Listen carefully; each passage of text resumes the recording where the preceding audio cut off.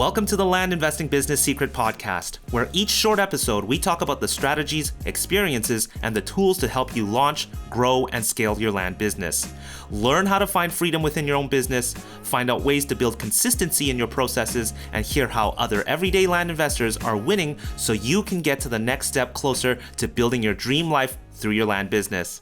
And I'm your host of the Land Investing Business Secrets Podcast by Pebble, Jesse Kwong.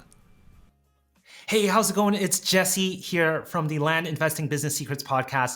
I've got a great guest here. I've been wanting to get him on the show for a long time. Kendall is going to be coming on here to talk about his experience as a land investor, where he came from.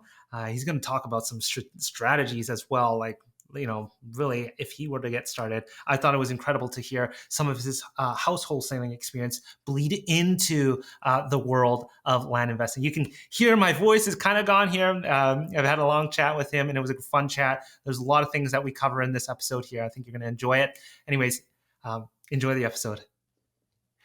All right, we've got my special guest here, somebody I've been wanting to get on the show for the last little while. Kendall, how you doing? Doing great. Thanks so much for having me, Jesse. Yeah, absolutely. Like, how can you not ignore Kendall when he's got I'm sure people say this all the time too. You're probably tired of it, but only land fans. If you guys haven't checked out, and we'll talk a little bit more about that for sure. Kendall, I know you've got a little bit of a background with land, and there's a lot going on with you, but I don't know, can you share how you got into land maybe and what that sort of looked like? Yeah, so I actually got my start as a house wholesaler. So I had a house wholesaling business for about 8 or 9 years in Houston. And at the same time, I was actually a teacher, a public school teacher. I taught band. And so, yeah, I was high school band director, and I wanted to get into real estate. And one of the best forays that I could find was wholesaling, right? You didn't need to have a ton of cash. You didn't need to have a ton of credit history. And so I was a young pup, got into the wholesaling game and learned a lot about that. Learned a lot about best practices, what to do, what not to do, but it gave me a really good foundation in real estate. And then one day, a mentor of mine said, "Hey, why don't you give land a shot? Have you ever tried doing land before?" And I was like, I've built businesses and systems and processes and all this other stuff, and it's not broken. Don't want to try to do anything different with it. And but I was resistant to it, but I tried it. And in that very first deal, from the time I got the property under contract to the time it closed and funded, it was something like 12 days, and I didn't even have time to go out to the property, which blew my house wholesaling mind, and I was like, I'm never going back. So land, that's essentially how I got into doing land deals. Wow. Would you say there's anything, I mean, I'm sure there's a lot that is transferable from house to land, but like, is there anything that, is quite unique to house, maybe a skill set or, a strategy or something that you would say that it was very transferable in land that isn't typically get a lot of shine? I don't know. Is there anything that you see? I think pretty much because the land business is such a simple model, especially when you're first starting, I think that pretty much everything that can be said has been said about it, which is one of the beautiful things about it, right? Like, you don't have to reinvent the wheel. Like, anything that you want to do has already been done before, which there's safety in that, right? But I think that probably the most transferable thing was just the process of running a remote virtual team, right? So like in my wholesale business, I had virtual assistants, I had processes, things like that. And so really the only difference felt like we were just kind of changing the type of asset we were going after and removing some steps. We didn't have to walk houses. We didn't have to estimate repairs. The process got a little bit simpler, right? Which is one of the wonderful things about the land game. Yeah. But I think that just the actual business of, for example, assignments were the exact same. We got a property under contract. We used the same paperwork to assign. So it's very, very similar process. It was just significantly easier, less friction. How crazy is that? It's significantly easier, and the Yeah. margins are just insane. Yeah. Deal cycle's a And lot shorter. Just yes, it yeah, was. Yeah. So it yeah, was a no-brainer. It was a no-brainer. After I did that first deal, I said, okay, never going back. yeah. Now, you mentioned about working like virtually, and a lot of people listening aren't used to that, and a lot of people are running a solopreneur, and a lot of them do end up building themselves a high paying job, and so like, you might not think it's unique to house, or but you did get a lot of that sort of practice in the house space. Um, what was is there anything that you see as very important, or that you learned about running a virtual business, or virtual company, and what was life like? Were you actually like backpacking and running a business, or you were just working remotely? What was that like? And Yeah. again, anything that sticks out to you? Yeah, that's a really fantastic question. You know, when I started leveraging the business, it was really because I was working full time as a teacher at the same time. So I needed, people to help with the processes. And so one of the things that I learned really, really early on was if I didn't have those processes dialed in before I brought someone else in, it was like a complete it was like I was creating an entirely new job of just trying to create those systems on the fly and then train those people and then manage those people. And so I think that probably the most important thing that I learned is before you bring anyone onto the team, even if like your hair is on fire and you just need as much help as possible, I think it's so important for the solopreneur to understand and develop those systems themselves really, really clearly. I mean, if your processes aren't in a place where you can hand over a playbook to someone else that's, relatively intelligent and say, just do this, then you've got some work to do on your systems and processes. So the more that I was able to, build those out and get really clear, it was so much easier for me to be able to onboard people, make sure that, I was kind of managing them and they were being accountable to the right things. Yeah. I always feel like the word systems and processes, it can be a little bit like, I don't know if the word is nebulous, but like what does that mean to people who've never really come across that before? Maybe they come from, a W-2, they've never had to run anything on their own. Give us some examples as to what are some of the playbooks that you have. I mean, what does playbook mean to you? And just maybe a little snippet so people can actually grasp on to understand what are systems, what are processes. These sound so fancy. Do I need to be a big company to have these things? Can you give us a little taster of that? Yeah, absolutely. This is actually one of my very favorite topics. So I'm going to geek out for a minute here. One of the things that I learned very early on is that there is a major difference between being something that a friend of mine, Logan Fulmer, calls a deal shop, where you're just trying to get a deal done, right? Versus an actual business that has a pipeline and consistent flow and things like that, right? And I think the biggest differences are having some set of standard operating procedures, SOPs, where it's basically how do we do anything? And can we make that a replicatable process? That way we're not having to reinvent the wheel every single time. Right. And so when I'm talking about playbooks or I'm talking about systems and processes, it's really just kind of using all of the same terminology to just plainly say, this is how we do what we do. And we do it every single time. That way we don't have to keep reinventing the wheel. That way we don't have things that break down in the way that we do things. And so, for example, I'm sure anyone who's listening to this has some type of format in their brain, if they've done any type of deal, where if I say, what happens when a lead comes in to your pipeline, or when you get a new lead, what do you do, right? Whatever those steps are, step one, I enter it into my CRM. Step two, I call the lead. Step three, I take notes. Whatever that process is, that's essentially your playbook. And so what I like to do is anytime I had, like when I was starting to develop those systems and processes, when I realized that it was something that I was repeating often, like these are tasks that I was doing in the same way every time, I just figured out like, hey, if I just document this process, like what do I do step one? What do I do step two? That's essentially building out a playbook, right? And of course, over time, you get variables that come in that you say, okay, well, I learned from that. So if that situation ever comes up, I know what to do again. I don't have to run around with, trying to figure out what to do.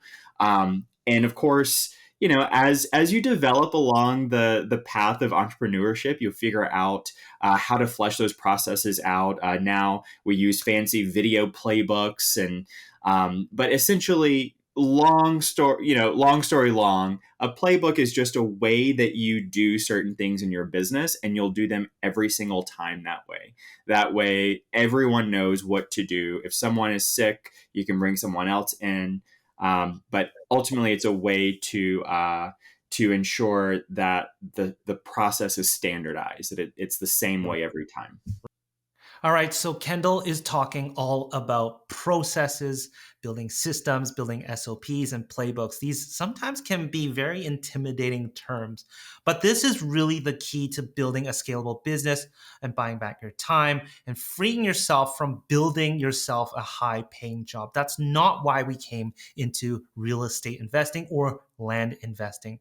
And that's why I'm so focused on this. I do this with the product we build with Pebble, and it's all about creating systems and the foundations to be able to create systems. Now, I also run something called the Dirt Hacker Challenge. Now, hold on, it's not a competition. It's not, a contest or anything. It's a 5-day boot camp with me. I run this once a month. Okay. We spend 5 days together really understanding what is the framework to actually building a scalable business, even as a solopreneur? How do we start getting on the right tracks to be able to start projecting ourselves towards scaling the business and putting it on at least partial autopilot? At the end of the day, I think we're all here for some form of freedom.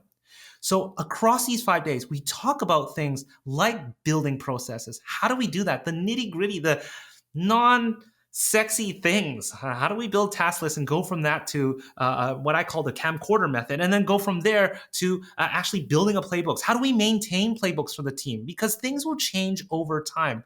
How do we hire? Because we know that people are a part of scaling. And automations and technology. This is also the other part to scaling a business and buying back yourself time and pulling yourself out of the business so you can work on the things that you want to work on. It takes time, and it's definitely not a overnight thing. We spent 5 days going through the framework and how you can get started now to start getting yourself in line with scaling and putting your business on autopilot. So if you're interested in this 5-day challenge workshop, I run this every month. Head over to I take that back. Head over to dirthackerchallenge.com. If you go to pebblerei.com, it's just on the bottom of our homepage. You can sign over there. I've made it super accessible. So again, head over to dirthackerchallenge.com. Anyways, I hope you continue to enjoy this episode here with Kendall. Right. And if you look at some of any kind of business, right? Everything from Starbucks to McDonald's, they've got that down packed to the second, in fact. Absolutely. So, Absolutely. I am on that same boat with you, Kendall, on the importance of building processes. So thank you for breaking that down. Because the first time I heard it, I was like, man, what are systems? What are playbooks? What are SOPs? And this seems to be such natural things for a lot of these successful people who talk about these things. And on the whole, these things are just so important to scaling, growing your business. But nonetheless, thank you so much for sharing that. And so, Kendall, I feel like you're up to so much. You've got that shirt on, Only Land Fans, and then you're also, in land. What is that? Tell us what is, are you doing anything different right now with your land business that maybe you weren't doing earlier? Are you trying anything new with your land business right now? Uh, you know, Right now, we're really digging in to assignments, double closes, pass-through closings, things to try to mitigate risk. I know that the market is starting to firm up just a little bit more, in comparison to what we saw maybe 6 to 12 months ago.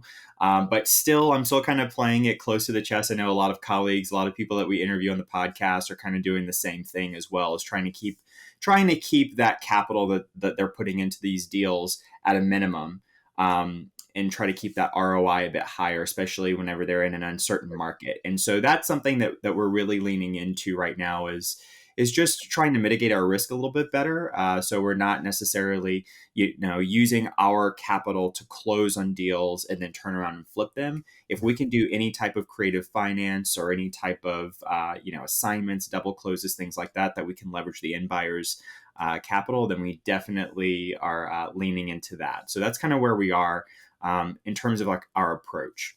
Now, what does the team look like? Is that is it just yourself? Do you've got other people now, or how and what kind of roles do they fill? Yeah, I like to run lean and mean. So I've got two other assistants that work with me, in specifically in my land business. I have seven virtual assistants that work across all of my businesses, but specifically in the land business, we've got the two. I have a lead manager who basically handles all of the acquisitions processes. They will do comms, we do a 2-call close process. So they will do actually both of those calls. It depends on the deal. If it's sort of a more sophisticated, seller, larger acreage, and I'll definitely do the negotiation. But for the most part, really autonomous in the acquisitions department. And then I like to handle a lot of the transaction coordination. And then I have another assistant that handles a lot of the disposition activities. And so it's kind of split out into that way. And we run lean and mean. At one point I thought, gosh, I want this, I want a firm. And the more that I did, hey, wait, the law of diminishing returns here is as little overhead as possible. Our team is just a rock star team of people, and I could not, I wouldn't be able to do a fraction of the things that we're able to do without them. So tell us, you've got some really amazing people on your team. It sounds like not only with your land business. I know you're involved in other projects, including Only Land Fans. But how do you find people? What are you doing differently to find people? Or is it your interview process? Is there something that you do or somewhere you post to find people to join you on your land business, to join you on your other ventures? Yeah, that's a really good question. So when I first started, I was actually just going, I tried different virtual assistant agencies. Mm, And when I found one, virtual assistant was with me for a little over 3.5 years, which is kind of a long time for virtual yeah. assistants. Um, I had tried to bring other people on through the agency, and I just realized like it was really difficult to find that fit. I realized the more people that I interviewed and tried to bring on the team, the more I realized like how lucky I was with this one first virtual assistant, because I was like, why aren't they fitting in? Like I was spoiled basically from Right. this first one. And so I figured out a strategy where I spoke to my virtual assistant that was my right hand, and I said, "Listen, if you know anyone personally who would be a good fit on our team, bring that person in, and I'd love to interview them." And so he started bringing in people that he knew personally and that he had already kind of pre-screened. And, I don't know, I'm embarrassed to say I didn't think about this sooner, but I mean, he was with me for 3 years. He knew exactly what I liked, how I like to work. He knew Right. what the culture was and what the expectations were. So he was able to go through kind of like a Rolodex in his mind and say, okay, I know this guy really well, more than I would ever know him just from an interview, and he would be a good fit or he wouldn't be a good fit. And Mm, so now I basically get the majority, like anytime I need a new hire, I go to my current existing team and I say, hey, okay. who do we know that would be a great fit? I'm talking about a great fit. And that does a number of things in terms of accountability. But one of the really cool things that I found is that whoever brings someone in, they feel kind of responsible for that person. And Right. so I don't even really have to say, hey, step it up, or like, hey, what's going on? Like they kind of sort of self-police the other people that they bring on because they don't want to look bad, which I think is kind of cool, right? So it really kind of helps foster this family kind of dynamic. It's really cool.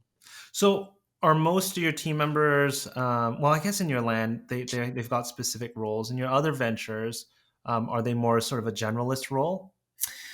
I like to be very, very, very position specific. Mm, So typically, the first person that I'll bring on into any particular venture, like they do a lot of things, and then over time they start getting very, very specific, and then oh, I'll hire interesting. out other positions. So, like in my podcast business, I've got a social media manager who is just incredible. She started more as a generalist, and then as we developed, she started getting a lot more specific. And so, Oh, uh, so yeah, so we'll start a little bit, from a general perspective. I have very clear expectations, so it's not like, hey, I'm hiring you on to do all things. So there's typically like a, hey, I need a social media manager. That's where you're going to start, and then we mm. kind of build out, and then we niche down again. Oh, wow. Very Yeah. interesting. Now, so you hire for specific, but you allow them to get a good scope of everything, and then you'll hone them in afterwards. Is that Yeah, sort of? absolutely. Well, like for example, my social media manager, when I hired her, it was really because I needed like graphic design Yeah. and Oh, got video it. editing. And so once we started kind of getting a feel for what her strengths and weaknesses were, I noticed like, wow, you're really, really good at XYZ. Would you be interested in doing that? Right.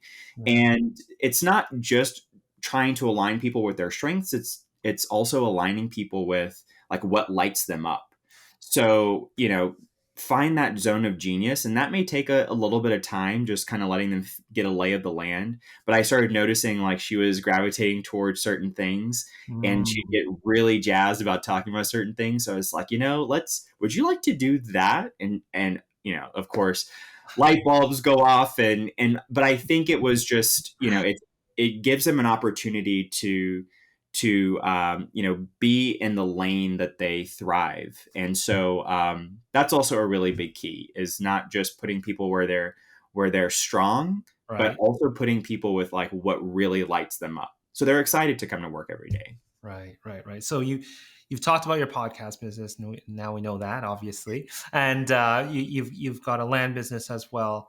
Like, you're an entrepreneur. You seem to just I think you thrive on this, and working on different things. Um, what are I don't know if it's relatable for a lot of people, because they might also be working on something like a W-2, or maybe they do have a. I noticed you recently had Buck on your show as well, and you know people may be tied into working different things. And what kind of challenges present itself when you're sort of working on a couple different things? um, have you noticed any challenges or any struggles with that? Yeah, that's a really good question. Obviously, there's a lot of talk in the entrepreneur space about bandwidth. I think that in order to be good at anything, like, I mean, really, really exceptionally good, you have to have a very clear focus, right? You can't have like 9 different streams of income unless you've already mastered each one of the 9, right? But I think it was a lot more challenging for me whenever the roles that I played weren't like exactly aligned.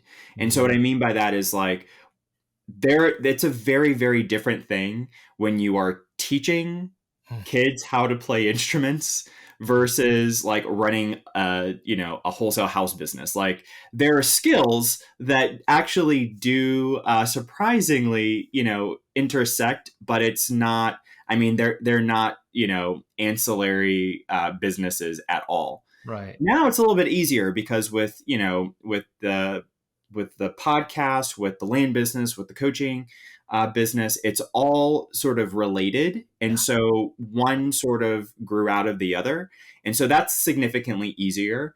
But I would definitely understand, like, if you've got a W-2 where you are, I don't know, if you're a dog walker, then that might be a very different skill set than flipping land or something. So, yeah, I used to have those challenges. It's like I really needed to compartmentalize, and now it's just, Right. it all feeds itself now. That's awesome. Speaking of challenges, I mean, are there any challenges you're working through? Let's say in your land business, is there anything that I know you sort of mentioned certain things are tightening up a little bit, but anything that you're no, I don't want to say the word struggling with, or coming to try to learn or grasp, or again, any challenges that you're coming across within the land business right now? Constantly, every day, every single day. I mean, I think that it's so important to constantly be learning and growing and stretching. Yeah. And so every day I make it a goal and an intention to come across something that makes me very uncomfortable because I don't know how to do something.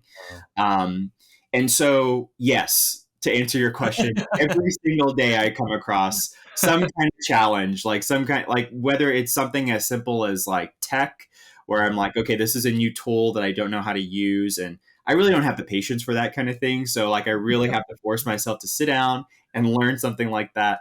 Um, Right. whether it's something like that, or whether it's something like, let's talk about or let's learn about a really advanced development, Mm. entitlement process, something like that.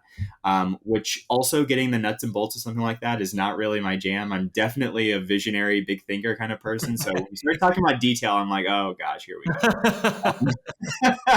But yeah, so that would also be another challenge, is like, in my business, I play both the visionary and the integrator role. If Mm. you're familiar with the EOS framework, Yeah. I like right now I am both the visionary and integrator, and that's definitely a challenge to wear both of those hats. Right. Right. Right. Yeah.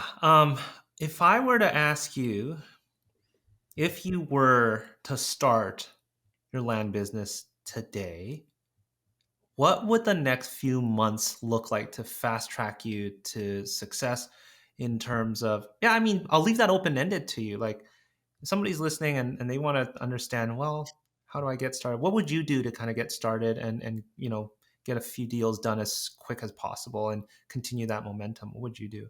Yeah, that's a really good question, Jesse. First, I want to sort of frame this and say I have seen so many different people approach this business so differently, and they all work, and it's just Thank incredible, you. right? Yes. Right. So there 100, I is see that all no, the time. Yes.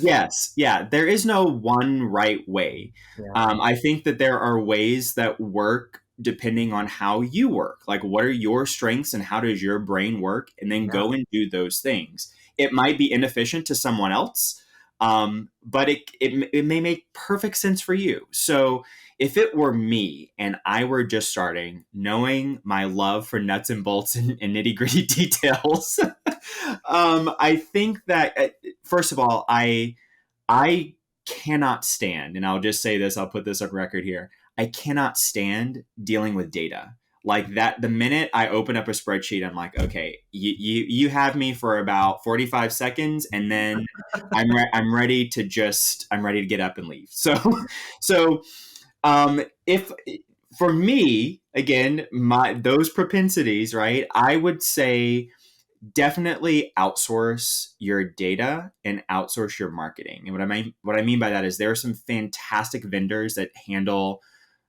data and lead generation and marketing. And so a few that come to mind are Supercharged Offers with Alicia Yeah. Jarrett. That's kind of Yeah. a one-stop shop where she will pull, scrub, clean your list Yeah. and do, various marketing channels for you. So something like that, I think if we're talking about fast tracking, Yeah. where you're not having to pull your own list and scrub your own list and do all of that stuff, that is Mhm. definitely one of the ways.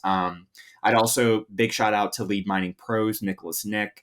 He also has a similar service where he will, pull, scrub, clean lists, send out texting and cold calling. So that's probably, looking back on what I know now. If Yeah. you're looking to get started, I think that that's the fastest on ramp, is to go with a vendor like that can handle your lead generation and your marketing. So all you are concerned with when you're first starting is getting those leads in and talking to sellers, because that's the thing that's going to move the needle, right?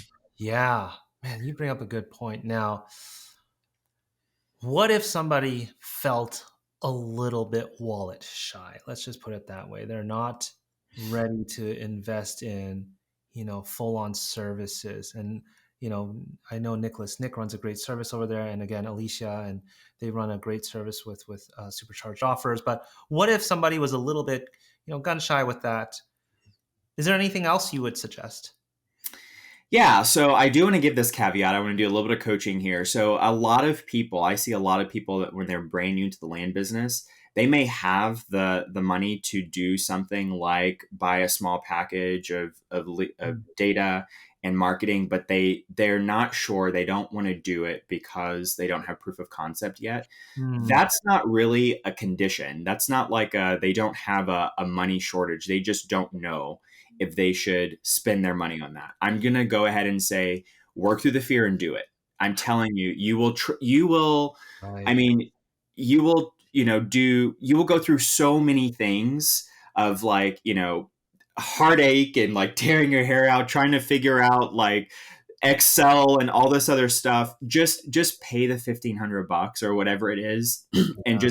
just say I'm going to try it. I'm just going to do it, and this is an investment. I'm investing into my future business. So I do want to give that caveat. But if you absolutely have $0 and you are looking for a way to get started and get a deal going, one of the easiest things that you can do is kind of what I like to call drive for dollars virtually. So you pick out a market, a target market. It could be something that, like, let's say you're driving home from work and you pass through a neighborhood every day and you notice that there's a vacant lot in this neighborhood that you pass through every day, meaning that there's no houses built on it. It might be between two existing houses, but it's just a lot, right? That may be a really good indication of like, hey, let's see what's going on with that lot.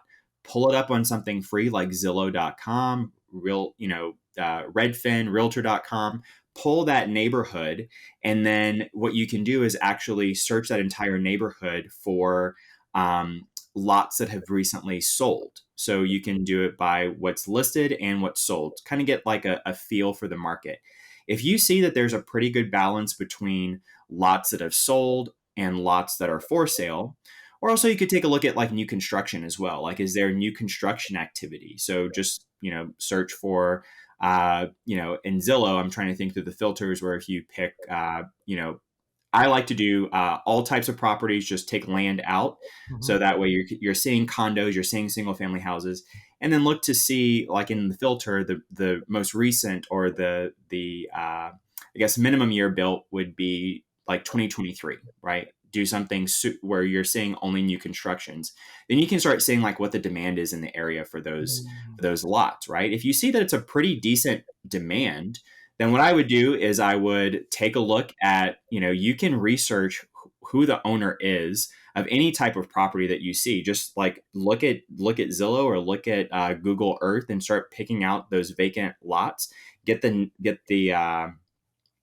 address of those properties. You can see that on the street view, or you can actually even see that in Zillow. You can look at the different addresses, and then go to your city or your county appraisal district's website, and that's where you pick out the owners. Like, that's how you can find owners for individual lots. So if I know it's 123 Main Street, I'm going to go to my county appraisal district. You Google whatever county you're in. So if you're in Harris County, for example, Harris County Appraisal District, you put in that address in their CAD website, and then you get the owner's name. Now you got to contact that owner to see if they're interested in selling the property. So you have to have their contact information. How do you do that? You can use a tool, like a free tool like truepeoplesearch.com. That's completely free. You get their contact information, call them and say, hey, I see that you have a vacant lot in this area. I'm buying land in this area. Are you interested?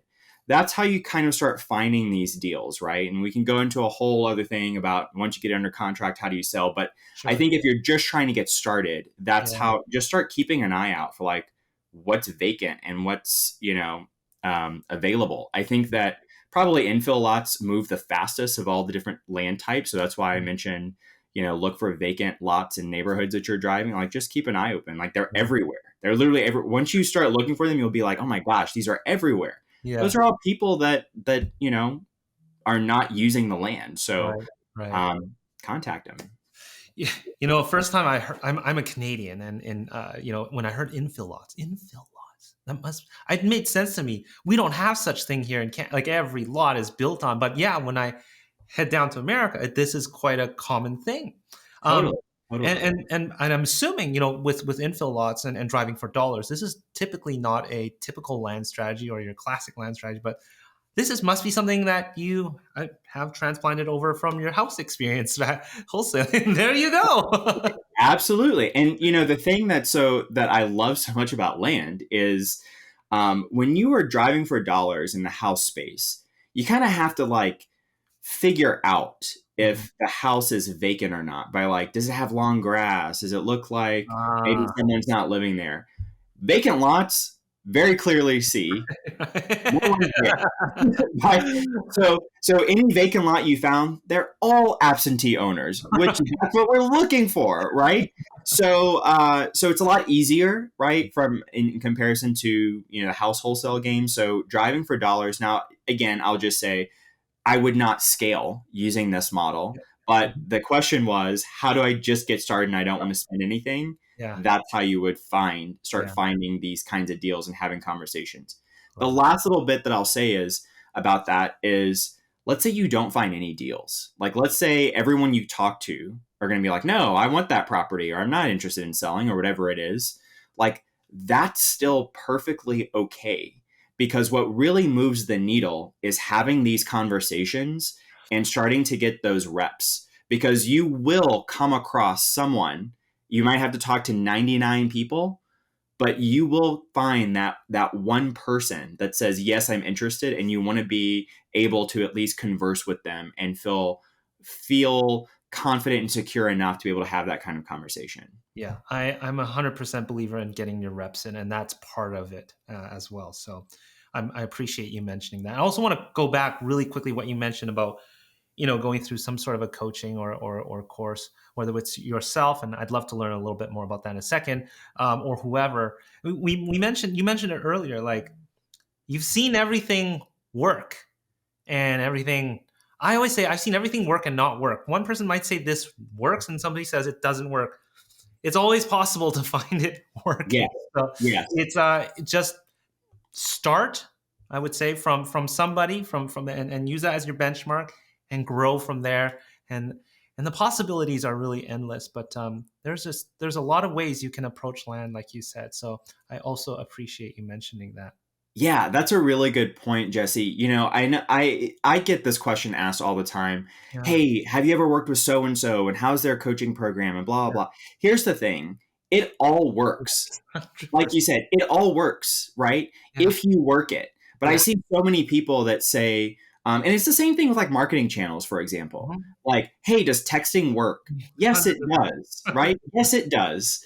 And no, it doesn't. Yeah. If you so if you send out 300 text messages over the course of a month, which in the text game is extremely small. I mean, like, there are people that send out thousands a day, but if you send out 300 in a month and say, hey, I didn't get a single lead, didn't get a single bite, this is trash, it doesn't work, and everyone that does texting must just be lying because it doesn't work, Yeah. chances are you're probably not working the system well, Yeah. right? There's Yeah. something that you have to figure out about that. Same Yeah. thing with like other people's courses and coaching.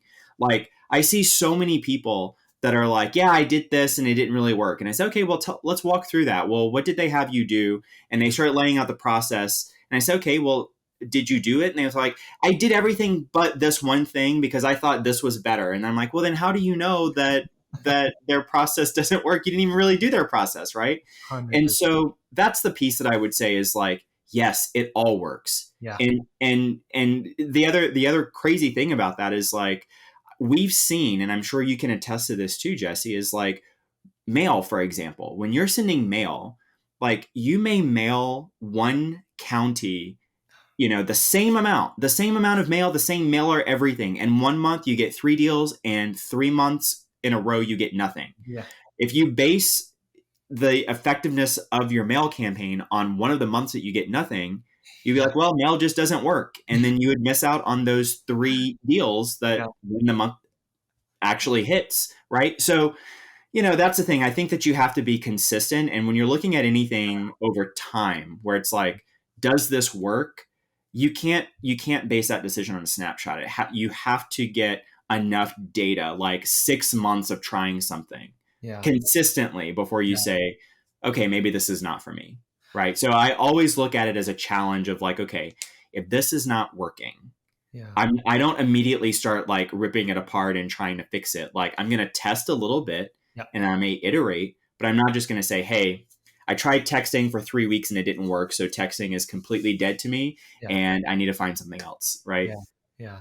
I'm so happy you touched on that point. It's exactly those two things I hear, like coaching, certain coaching programs or whatever, or marketing channels. It's everything works and everything doesn't work. It depends Yes. on, like you said, over time and consistency and if you worked it. So I am so glad you broke that down. You broke it down way better than I could ever. So thank you so much for doing that. Well, I've been Um, through it myself. So you're so welcome. You're so welcome. But it's just, those are really important things to consider is, are you consistently giving whatever it is a shot at working? yeah, Right. exactly. All right. Well, I'm coming into the quick fire round here. What I just want to ask you, Oh, non-land, not business related, just to kind of get to know quick Kendall a little bit fire. This sounds intense, Jesse. more. Quick fire. My gosh. Okay. Yeah. Uh, so outside of land, what do you like doing, Kendall? What do I like doing? Okay, I love going to live concerts. So I'm a big music fan, as a lot of people know. So I love doing that. Outside of land, I'm still a business nerd at heart. So I love building teams and systems and processes, Yeah. even if it's not in the land business. And so I have like this problem. I'm just going to admit it, that anything that I like anything that I come across that I really like, or like a product or a service, I immediately start building a business around it in my brain. I'm like, how can we do this better? And what would my spin be on this? And so I have many, Wow. many unlaunched businesses in my brain, but Awesome. that's what I like doing. I really, really am a workaholic because I like doing that kind of thing. It's just fun. It's so interesting that you came from music into Yeah. this. I have a similar background. I came from music as well, and Right I on. Right used to on. What did you play? What's your instrument? I used to play the violin, and I used to Right on. perform in an orchestra, symphony orchestra. I used to teach and compete, and yeah, and then How did I not know this? This is incredible. yeah. Hey. It's I call it my first life. I don't really Yeah. recognize it anymore. Yeah. So Wow. yeah, you came from that side of things, and it's Yeah. so interesting. You I feel like you're really creative at heart, and you must just I can see it. I can totally relate to you. How like putting that together is almost like a thrill for you in a way, isn't it? Totally. Totally. It's a creative process. Yeah, And whether you're creating by playing music or designing marching band shows yeah, yeah, yeah. or building businesses, it's all creativity. All right, next question here. What's your biggest pet peeve? Biggest pet peeve is probably doing things that are not in alignment with like my like human design kind of thing, right? Mm, Like because I can tell when there's lots of friction and mm, resistance around something just because I know that this is not like how my brain operates. So it's like trying it's as frustrating as like trying to eat a bowl of soup with a butter knife, right? I'm like, this is the wrong tool. This is not right for me. And I know that this is just inefficient. yeah, So that would probably be my pet peeve is like doing things that I'm not like wired to do. like data. Like data. Yeah. I Give get me you. a spreadsheet. Yes, you know where I'm going with this. Like that's my data is my butter knife to soup bowl. Like, I can do it if I have to, but it's not going to be fun and it's not going to be pretty. So. I 100% relate with you on that. If you had to recommend one book that you recently have read, what would it be and why? Oh, that's a good one. Probably Buy Back Your Time by Dan Martell. Yeah, Really, really good book. Callan Faulkner turned me on to that book, yeah, and I have read it multiple times now, and it's yeah, just it completely opens up your brain yeah, about just how to like how to leverage your time as a human being. It doesn't even have to be about business or whatever. It's like, are you doing the things that you are suited and love to do? And if not, how do we leverage someone else to do that? So Yeah, a very, very actionable book. Actually, my company Pebble wouldn't exist with Dan's a coach of ours, and we've that's been working with incredible. I Dan didn't for know a while. that. That's cool. Yeah, he actually lives out here in BC, in Right Canada. on. So, Nice. a great book. Buy Back Your Time. Make sure you guys check that out. I love that book as well. I know Kellen loves that book as well. One thing that you did as a kid that you wish you'd do more of nowadays? Ooh. That's really good. So as a kid, and I didn't really realize this until recently, like we were watching some old home videos with my brothers and sisters, but I was like really a cut up. Like like I love to like joke and like I was constantly like as a kid I think I probably wanted to be like a stand-up comedian or like an actor or something. Yeah. And then somewhere along the way I kind of was like, okay, now I need to be serious and like so I think probably just like playing more. I wish that I did that more as an adult, and I'm working on it. It's an intention that I have. But yeah, I think that it unlocks so much like creativity and it does bleed over into other aspects of your life. And so I love more it. play, I I think. like that. I like that. Okay, one more question here. Who would you recommend to have on this podcast and why? Oh my gosh, that is such a Coming good from one. your podcast show, Only Land Fans, Ah, is there anybody, I might have had them on, but is there anybody that stands out that maybe I should have on again, or maybe I should have on that I've never had on? oh my gosh, that is so good. Okay, so I'm first of all, I'm just going to say anyone that I've had on my podcast at all, those people are the most generous, impressive, amazing, incredible people ever. And so I am going to say someone that I haven't had on my show yet, but I recently saw an interview with is so Ryan Pineda. Uh, Oh, I yeah. didn't know that like Ryan was also doing like he's done some land stuff as well, and Oh, it's wow. always interesting I recently saw this on a podcast interview that he was doing. He was talking about a land deal that he had out in Vegas, I think. And the reason why I say that name is because it's always fascinating Yeah. to hear what other like non land people are Mm, doing in land. I think that we can borrow a lot from different industries. And so there are lots of incredible people that got their start in land, like they are land through and through. And I am just honored to be able to speak with one every single week on my yeah. show. Yeah. But hearing someone else's perspective that's not like a land guy or a land girl, I think is Mm, really cool. what a great point, actually. Never thought of it that way. Okay, speaking of your podcast, saving the best for last here. Tell Mm. us, I saw that name, Only Land Fans. I remember messaging you like, Kendall, I don't know you. We've never met before. But that is hands down such an awesome name. But tell us a little bit more about how people who are listening here can engage with you. You mentioned you've got a podcast, you've got coaching. I think those are the two places people can engage with you. Can you tell us a little bit more about both of those? Yeah, so the podcast, Only Land Fans, you can get all of our past episodes. We're streaming on all of the podcast services, Apple, Spotify, all that good stuff.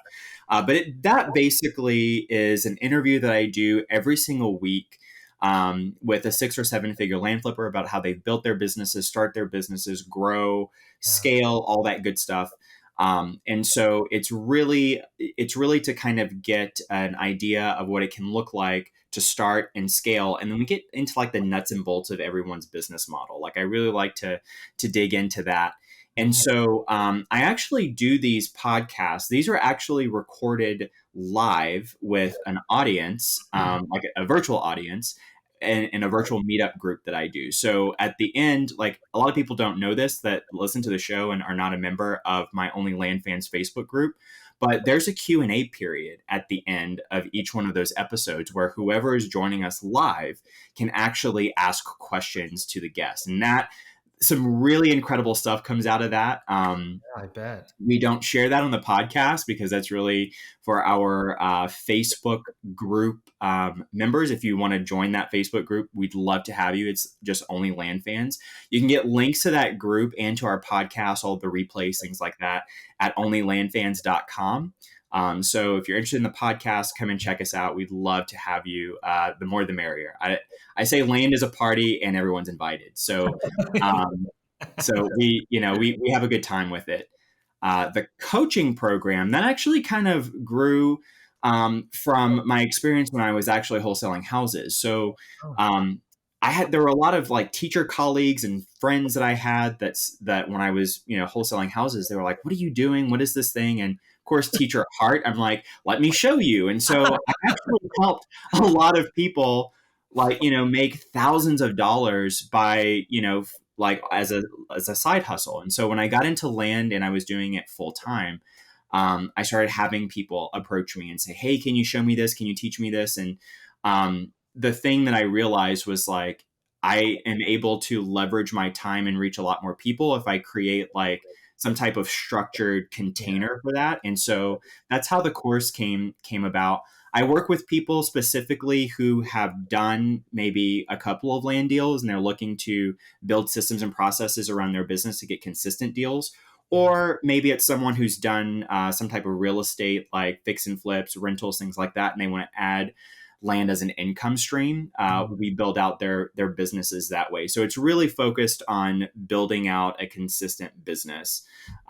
That's the thrust of the coaching program. And would they find that also on onlylandfans.com? Yeah, actually, I do not have like any sign-up links or anything. It's kind of like I hate to say it's an exclusive process, but it is like that we go through this interview process. And so if people are interested in coaching, just reach out to me. You can DM me or on my onlylandfans.com website. There's a contact Kendall section. Just shoot me an email, say, "Hey, I'm interested in coaching." We can chat and see if it's a good fit for them.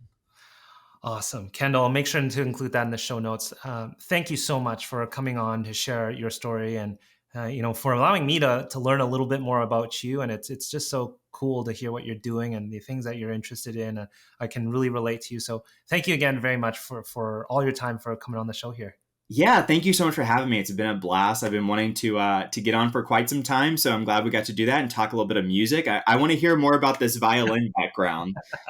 One of these days. We'll have to chat about that. Maybe we'll do like a land band or something. Only land bands. Man. We'll put together a little group. Awesome. Kendall, thanks again. Thanks so much. All right, cheers. Bye. Bye-bye.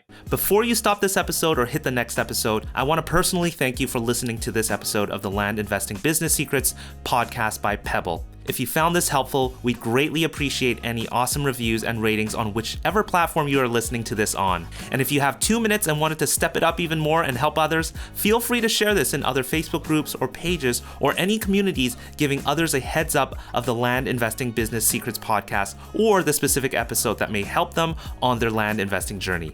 Once again, thanks so much for listening and catch you on our next episode.